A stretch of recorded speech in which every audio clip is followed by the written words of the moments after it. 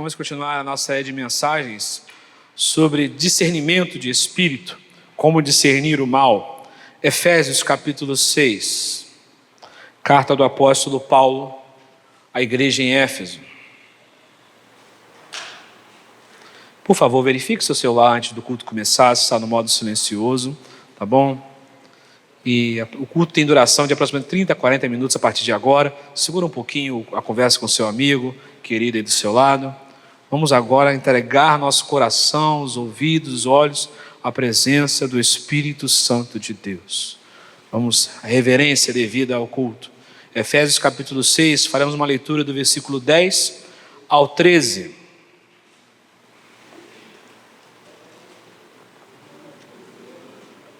Efésios capítulo 6, do 10 ao 13, uma leitura responsiva. Efésios capítulo 6. Glória a Deus. Quanto ao mais, sejam fortalecidos no Senhor e na força do seu poder.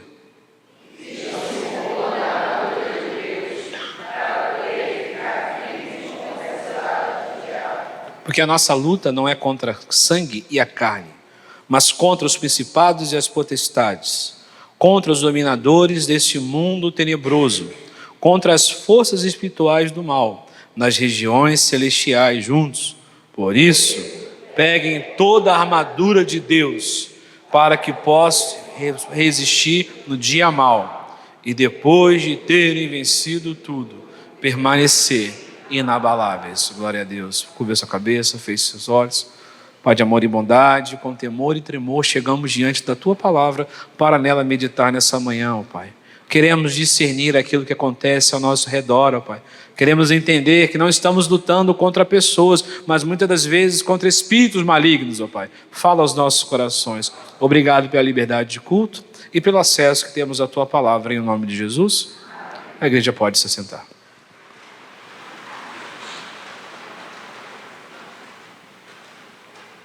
Se encontra a primeira parte dessa pregação no YouTube da igreja, youtube.com.br/ICNV-Realengo, tá bom? Dá um pulinho lá, mas eu vou situar você um pouquinho do que aconteceu na primeira parte dessa pregação.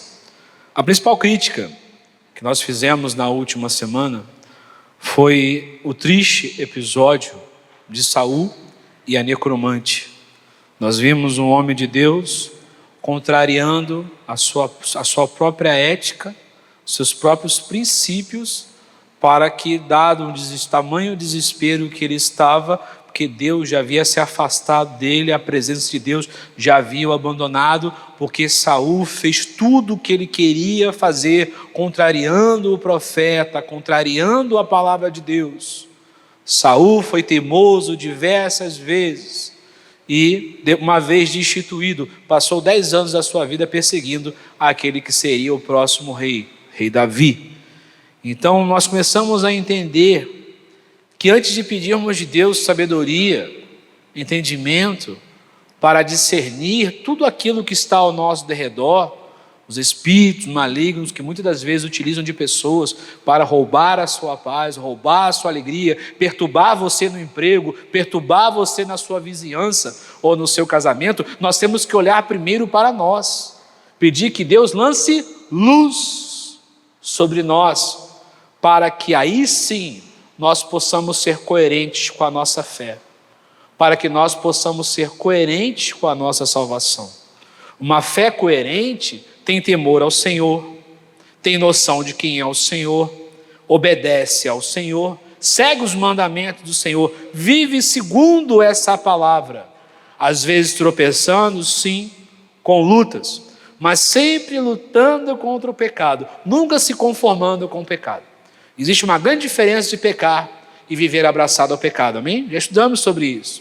Existe uma diferença muito grande a respeito disso, de viver pecando ou acontecer. Viver pecando é uma escolha sua. O pecado é um acidente na vida do cristão. Mas a matemática ela é muito simples, porque pelos frutos, a fé tem que ser algo coerente. A gente vive um tempo hoje que muito me assusta, um homem de um altar da igreja uma das maiores denominações do nosso país, ligar para um ex-presidente falando como se fosse um miliciano. Quem presenciou essa cena desnecessária? Mas peraí, o Vitor que está aqui é o mesmo Vitor que vai falar com a moça que está ali na recepção da padaria ou da farmácia. O nosso fruto, o espírito que rege a nossa vida, ele é coerente. Eu não posso sair de dentro desse templo, tirar minha máscara e agora eu vou ser o Vitor mundano. Não. Já pensou se Jesus voltar no momento que eu tiro, coloco o Espírito Santo, dá licença agora, que eu vou viver a minha vida, a minha maneira. Não, você é cristão 24 horas por dia. Pergunta para o seu irmão, sim ou não? Se alguém tratar mal os outros, nele habita o Espírito Santo? Sim ou não? Não? Quem trata mal os outros, não, nessa pessoa não habita. Você pode se aborrecer, você pode ter um momento de, irai-vos. Acontece, aborrecimento. Agora imagine uma pessoa que todo dia, todo dia, trata mal uma pessoa. É hora de você olhar, peraí. Isso não confere com o fruto do Espírito Santo de Deus. Alguém que agride a sua esposa com palavras ou fisicamente, falamos isso. Esse não é um comportamento de uma pessoa cheia do Espírito Santo. Se alguém fala mal do próximo, conspira do próximo, faz fofoca do próximo, fica debochando do próximo, olha lá aquele irmão, não. Porque se em você habita o Espírito Santo de Deus e você é nova criatura, você é filho de Deus. Eu tenho que olhar com você com um olhar de amor e misericórdia, com um olhar de bondade, com um olhar... Eu não tenho que olhar para você como eu olho para o mundo, não. Fala para o seu irmão, eu sou especial, fala para ele. Se algum jovem faz coisas escondidas, contrariando a palavra de Deus e a ordem dos seus pais, nesse jovem não habita o Espírito Santo de Deus. Se alguém rouba ao Senhor dos dízimos e ofertas, então nós precisamos entender como é que a primeira linha de entendimento, de defesa de um cristão, para discernir o espírito que existe em uma pessoa, é os frutos dessa pessoa. Quando eu olho a vida daquela pessoa, porque uma pessoa que é falsa, ela não sustenta a sua máscara. Cedo ou tarde, como esse áudio que já eu citei para vocês, você vai ver quem é aquele homem ou quem é aquela mulher de verdade. Eu olho para a palavra de Deus, ela é a minha referência. Não, eu sou difícil, eu sou assim, porque no nosso coração existe uma misericórdia, existe uma bondade, de às vezes pensar assim, aquela pessoa é só uma pessoa difícil, é só uma pessoa problemática. Mas peraí, quando você aceita Jesus como Senhor e Salvador, você se torna o quê? Uma nova criatura. Vamos parar com esse hábito horrível de dizer, eu sou assim. Não, você é o que Cristo diz que você tem que ser. Se existe algo difícil, um trauma, uma amargura, um comportamento estranho, peça de Deus misericórdia, porque Ele tira o coração de pedra e coloca... Ele é poderoso para fazer isso. Vamos tirar esse conformismo que enverga a palavra de Deus e obriga a igreja a aceitar comportamentos do mundo. Não. Na casa do Senhor só pode haver espaço para a presença do Espírito Santo de Deus, ocupando todos os espaços. Olha o que Mateus 7,16 diz. Obrigado, Eduardo. Hoje eu estava enrolado. Pelos seus frutos... Não é o pastor que está falando, é a Bíblia, amém? Por acaso se colhem uvas de espinheiro ou figos de ervas daninhas? Então, tire essa ingenuidade do seu coração. Parabéns para você que tem um coração cheio de amor. Mas a Bíblia fala, orai e vigiai. Pessoas boas, às vezes, são subjugadas por pessoas más, são maltratadas por pessoas más, por falta de discernimento. Então peça a Deus discernimento para que em nenhum momento o mal que existe nas pessoas, as setas malignas que conduzem a vida das pessoas, venham influenciar a sua vida e ser uma brecha do inimigo que vem para roubar, matar e destruir. Tiago capítulo 3 também do verso 11 ao 12, fala algo muito sério. Você pode ler para o seu pastor, por favor?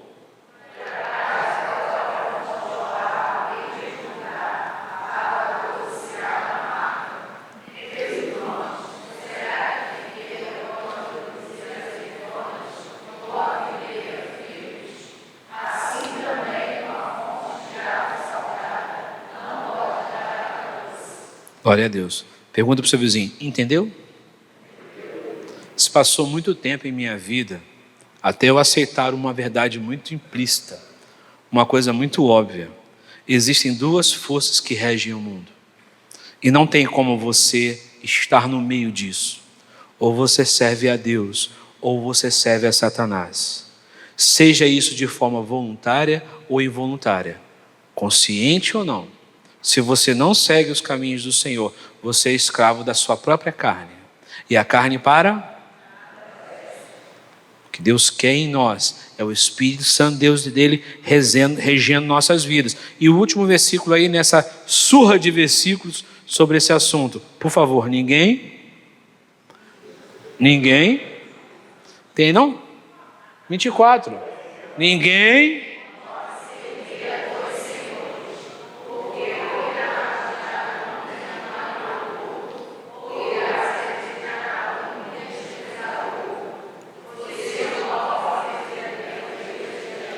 Apesar de que esse texto se aplica a essa questão financeira, é importante lembrar que muitas das vezes a igreja tem colocado Deus de lado exatamente por causa do dinheiro.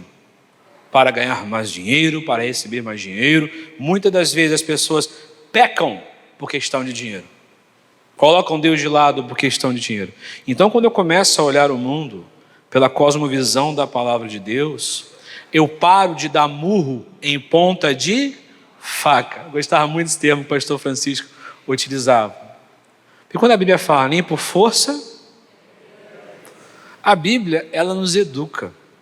A palavra de Deus, ela nos ensina como sobreviver a este mundo. E uma vez que enfrentarmos o dia mal, permanecermos inabaláveis.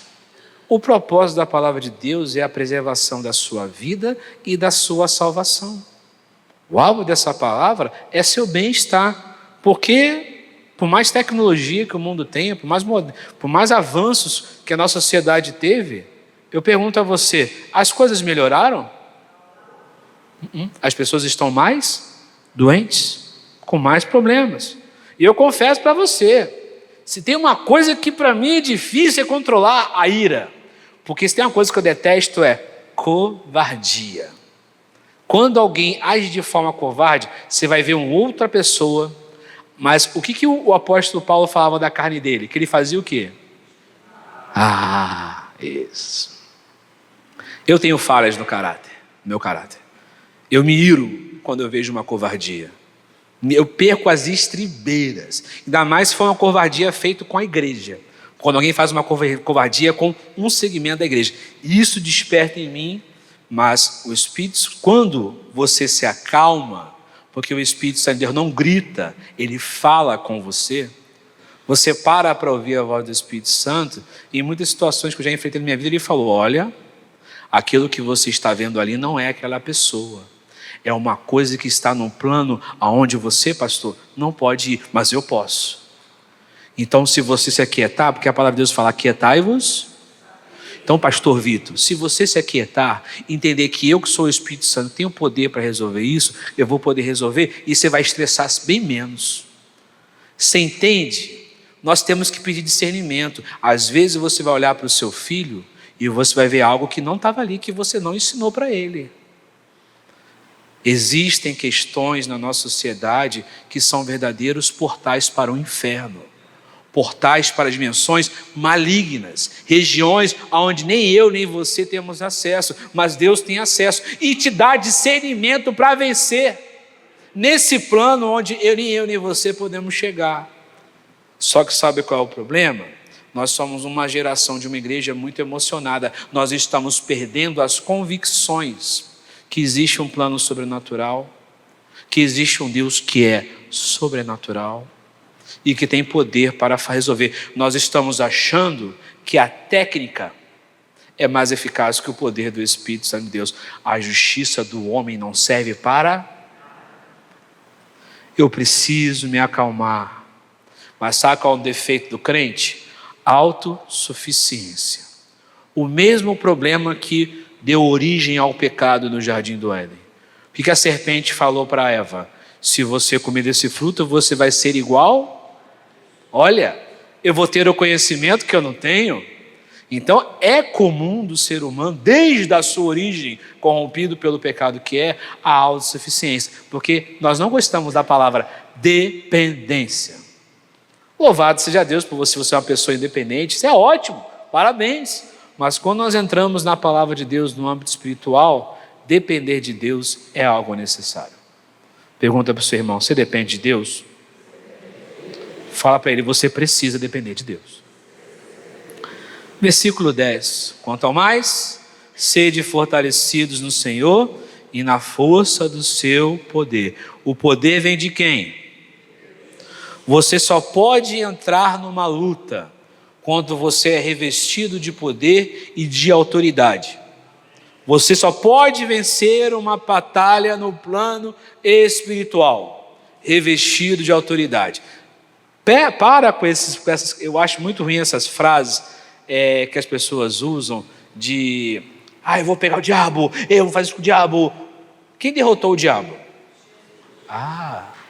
Então existem certos tipos de frases de efeito que eu acho que são muito desnecessárias, como se transformasse a pessoa no agente de vitória sobre as trevas. O agente de vitória é o Espírito Santo de Deus. Ele é o instrumento que nos foi dado para vencer. Então nós temos que começar a aprender a colocar as coisas nos seus devidos lugares e dar referência, verdadeira reverência, àquele que de fato é a autoridade espiritual que vence as minhas batalhas. Mas, como as estripulias e a emoção são as coisas que estão guiando a igreja neste século, as pessoas entendem que são as frases de efeito, que é aquilo que parece bonito, aquilo que se aparece. Não, muitas das vezes papai e mamãe, casal, o diabo que está ali no seu casamento, na criação dos seus filhos, roubando a sua paz, terá que ser vencido com 2 joelhos no chão. Não será num culto com gritaria, com escândalo, com vídeo postado no Instagram. Não. Será um assunto entre você e sua família e o Deus Todo-Poderoso batalhando as suas guerras. Muitas guerras, só que esse tipo de guerra não dá ibope. Mas esse é o poder verdadeiro que a igreja tem de vencer a Satanás. A vitória na cruz de Cristo não teve como alvo marketing, teve como alvo salvação. Teve como alvo um testemunho. Da mesma forma que o poder de Deus que age na sua vida é um testemunho que Deus é contigo.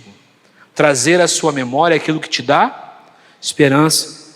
E o versículo 11 fala o seguinte: vistam-se com toda a armadura de Deus para poderem ficar firmes contra as ciladas do diabo. Eu sou totalmente contra o tipo de cristão que tem a mania de perseguição, de invejosos. Quem conhece uma pessoa que costuma dizer que tudo tem inveja dela? Esse tipo de pessoa é insuportável. Pasme, eu já convivi com uma assim. Chegou ao ponto de dizer que tinham homens querendo olhar para ela, que tinham homens que a desejavam. A pessoa, não vou falar usar a palavra, mas totalmente, a pessoa era capaz de criar frases tão perigosas que podia criar problemas, porque na cosmovisão doentia dela, ela entendia que todos o invejavam, que todos, não todos querem ser como eu, todos querem ser bonita como eu, todos. É aquela pessoa que se acha a última bolacha. O último biscoito, bolacha é o paulista que fala, né? O último... Para com isso, para com essa mania, porque existe um movimento dentro da igreja, o movimento neopentecostal, de Deus tem misericórdia do Brasil, que prega esse tipo de coisa, essa perseguição, que tudo estão perseguindo. Não, nós teremos lutas, amém? No mundo tereis, mas tem de bom ânimo, o seu Deus venceu o mundo. Então, nós temos que lutar dessa forma, não achando, é olho gordo, não, é olho gordo. Você não fez revisão do seu carro. Seu carro dá defeito? É olho gordo, né? Você tem a geladeira há 20 anos, nunca limpou o filtro da geladeira lá, o reservatório de água. Não, enguiçou. É olho gordo. Não, é falta de manutenção, né? E sem vergonhice dos fabricantes. Que os fabricantes hoje em dia fazem tudo para durar. Eu tenho uma geladeira. Há quantos anos tem a geladeira? 10 anos? Eu pensava que geladeira, nos dias de hoje, não se congelava mais. Quem lembra do tempo que você descongelava a geladeira? Aí o técnico foi lá para mim, a minha geladeira não estava gelando embaixo, cheio de gelo em cima. Eu falei, pastor, você lembra do tempo que descongelava a geladeira? A cada 3 meses o senhor abre o congelador, bota o ventilador aí e descongele, porque a única coisa que eles fizeram é botar uma geladeira mais bonitinha, porque o congelamento continua lá dentro e cria problema. Ele só fez isso, ele botou o ventilador lá, aí eu tive que deixar 3 dias lá, uma peça fora, para tirar o gelo, e a geladeira voltou normal, só isso. Aí, imagine, minha cara estragou, esse inimigo, não, a geladeira que é sem vergonha mesmo, já está velha, está cansada, mas eu não vou trocar não. Eu sou daquele bom, que resiste até o último fio de esperança. Você entende isso? A gente tem que parar com essa mania neopentecostal de achar que tudo é perseguição. O diabo quer atrasar a sua vida, ponto, a gente sabe disso. Mas as nossas armas não são carnais, mas são poderosas em Deus. Fala para o seu irmão, você vai vencer. Eu já fiz a exposição da armadura de Deus umas trocentas vezes aqui. Só no último ano já fiz 3 vezes, mostrando para você parte a parte da eficácia que era a armadura romana e a comparação que o apóstolo Paulo faz com 6 questões que todo cristão deve se revestir. Mas como hoje tem Santa Ceia, eu vou ser um pouco mais produtivo. Mas se você tiver dúvida, manda um zap, pastor, meu telefone sempre está à disposição de vocês. Mas abre aí Efésios capítulo 6 ainda, vamos para o verso 18 e 19. Vamos avançar um pouquinho. Eu quero mostrar para você um instrumento, uma ferramenta através do qual nós vamos vencer em nome de Jesus. Achou o verso 18 e 19? Leia para mim. Orem.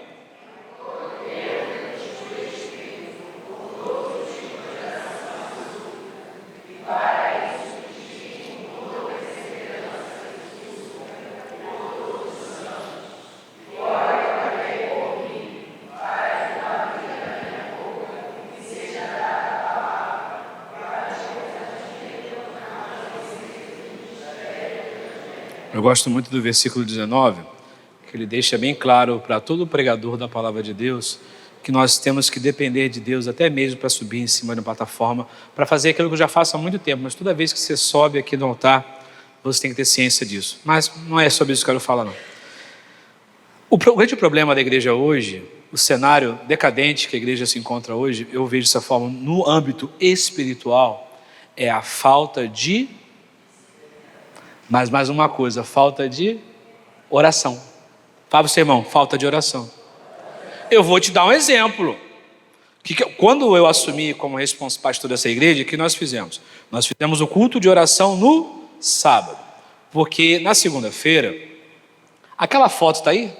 Da segunda-feira? Na área de trabalho? Se tivesse, me fala, tá? Pode deixar. Mas nós tínhamos o culto de oração, pessoal forte. À medida que o tempo passou, a cultura social mudou, o comportamento social, a sobrecarga diária, o uso do celular, o transporte público, a questão da alta performance que é exigida no dia a dia, deixou a igreja mais cansada. Então eu joguei para o sábado para a igreja respirar. Com isso, eu arrebentei a minha liderança, que não tinha mais sábado para descansar. Então, mais uma vez, eu alterei a programação. Fiz o culto de oração ser primeiro sábado. E implementamos, já tínhamos no tempo do pastor Francisco, valorizamos a oração que acontece antes do culto. Por que antes do culto nós temos apenas 25% das pessoas que chegaram a esse momento da pregação? Pergunta para o seu vizinho, por quê? Porque nós não valorizamos o efeito que a oração tem na vida do cristão. Então, você vê Eu estou cansado disso já, de ouvir isso. Queremos o avivamento, queremos o avivamento. Queremos. Sem oração, derramamento do Espírito Santo, avivamento sem oração, nunca vai acontecer. A oração foi o meio através do qual Deus escolheu para abençoar o homem. Já estudamos isso 4 domingos seguidos sobre isso. Oi? Olha isso! Recorde! Culto de segunda-feira bombava aqui na igreja. Tinha mais pessoas na segunda, obrigado Eduardo, mais pessoas na segunda que no culto de domingo. Porque as pessoas naquele tempo entendiam que a oração era a coisa mais importante na vida do crente. E naquele tempo você via milagres, você via prodígios, coisas das quais eu me arrepio só de lembrar, e hoje, nada. Poucos milagres, pouquíssimas manifestações genuínas do Espírito Santo de Deus. A matemática é simples. Sem oração, e mais interessante, olha o que ele fala, todo tipo e súplica. Quem suplica pede para alguém. Então preste atenção, oração pedinte, ela não é eficaz. A oração que Deus quer de você é aquela que clama também em favor do próximo, que ora pelos outros, que intercede pelos santos. É o que ele fala para você, com súplica por todos os santos. É isso que ele fala no final, na segunda parte do verso 18. Então, nós estamos muito preocupados. Meu pai falava um negócio engraçado, farinha pouca. Gostou, legal isso, né? Esse é o problema da igreja. Tá olhando, a Bíblia fala que amar o próximo, que se você não amar, você não ama Deus. Mas eu vou falar uma coisa para você, para uma pessoa aqui que Deus está me incomodando há um tempão, vou falar. Certo, preste atenção. Enquanto você for indiferente com o reino de Deus, guarda o que eu estou falando para você, você sabe quem é. Enquanto você for indiferente ao reino de Deus, nada na sua vida vai prosperar. Você sabe quem é que eu estou falando. Você é indiferente. Você trata o reino de Deus como se fosse nada. Quase como um deboche dentro do seu subconsciente. Guarde isso no seu coração. Nada vai prosperar na sua vida enquanto você olhar para a igreja apenas como um local que você ocupa, onde você coloca 1001 coisas na frente da igreja. Nada vai prosperar. O temor do Senhor. Um soldado só é sustentado por oração. Como nós vamos batalhar as guerras desse mundo se nós não entendermos que a oração é o combustível? É quando estamos orando que o Espírito Santo de Deus fala ao nosso coração e nos dá discernimento daquela pessoa que está roubando a sua paz no seu trabalho, daquela pessoa que está se metendo no seu casamento, daquele vizinho que bota aquele som alto que te perturba. É oração, é oração. Nós temos que nos desesperar menos e orar mais, sermos menos ansiosos e orar mais, falarmos menos e orar mais, arranjarmos menos confusão com as pessoas e orar mais, para que o Espírito Santo possa nos mostrar a verdade daquilo que nós não estamos conseguindo ver no nosso olhar humano, limitado. Eu sou limitado, você é limitado, mas Deus é conhecedor de todas as coisas. Por favor, porque o versículo 12 vai responder agora a base dessa pregação. A nossa luta não é contra pessoas, não é contra situações, mas é contra principados e potestades, contra os dominadores, porque o mundo jaz. Deus tem controle sobre todas as coisas, mas o que você viu na segunda-feira foi o preço da iniquidade. Foi isso que você viu. Pastores do altar gritando: eu amaldiçoo o Rio de Janeiro. Não. Quando você viu lá na praia de Copacabana rituais satânicos financiados com seu dinheiro, um portal para o inferno foi aberto, e as pessoas esperam o quê? Que nós vamos subir um morro com uma florzinha? Ore e repreenda todo o trabalho de maldição e feitiçaria que tenha sido feito contra o nosso Estado. O papel da igreja não é fazer guerra, é pregar a paz. Nós estamos aqui para salvar vidas, não para dizer bem feito porque morreu. O que a Bíblia fala, quem fala bem feito? Porque eu entendo que existe um senso de justiça em você, mas a sua justiça é trapos de imundícia. É o que diz a palavra de Deus. Vamos orar pela nossa nação, porque a você é dado entendimento. Você sabe que o que nós estamos lutando não é contra jovens, mas é contra espíritos que dominam essas pessoas, que mostram para eles que tudo é fácil, que é dinheiro fácil. Não, tudo tem um preço. O salário do pecado é... Peça a Deus que retire do seu coração toda incredulidade e fortaleça a sua fé. Não deixe que você conduza a sua vida espiritual de forma mecânica. Nós estamos nos tornando cristãos mecânicos, porque nós sabemos aquilo que tem que ser feito.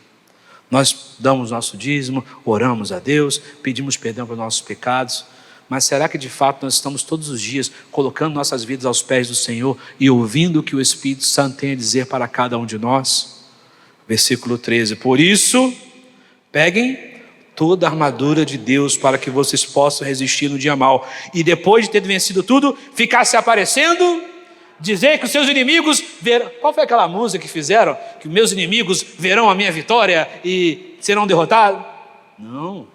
Se você tem um inimigo, fala: Senhor, alcança aquela pessoa, tem misericórdia, salva ela, assim como um dia tu me salvaste. É assim que um crente olha para uma pessoa que te persegue. É assim que um crente... Porque nós merecíamos o quê? Mas Deus nos concedeu o dom da vida, né? Jesus Cristo, e Ele é um Deus que não faz acepção de pessoas. Então quem somos eu e você para olharmos para as pessoas com um ego inflado e dizer: não, ser obrigado pela vitória, que aquela pessoa aprenda com os erros dela. Se ela foi envergonhada, né? O seu inimigo foi envergonhado, Deus, o Senhor tem misericórdia, alcance aquela vida lá e que nunca mais ela me perturbe. Em nome de Jesus, amém. Eu estou errado. Eu estou falando algo diferente da palavra de Deus, né? Porque a Bíblia manda orar pelos que me perseguem. Ué, não é invenção do pastor. O excesso de informações, para encerrar a pregação, quero fazer uma aplicação com você. O excesso de informações que estamos assimilando nesses últimos tempos, a necessidade de performance no trabalho, performance em casa, no casamento, né? A internet criou modelos que, infelizmente, de forma consciente ou não, a sociedade acabou seguindo, do que é ser a família ideal, o que é o casamento perfeito. Todo mundo tem uma opinião sobre a sua vida, amém? Alguém já te convidou para pagar o seu boleto de alguma conta sua? É uma sociedade muito interessante. Todos têm uma opinião sobre a sua vida. E isso começa a despertar no nosso coração um frenesi de viver, e nós estamos nos tornando insensíveis à voz do Espírito Santo de Deus. Por sua vez, por estarmos muito atarefados, oramos menos, oramos pouco, fazemos só o essencial. Eu vou lá, cumpro minha agenda de final de semana lá. Uma vez eu escutei isso, eu até choro só de lembrar. Vou cumprir minha obrigação.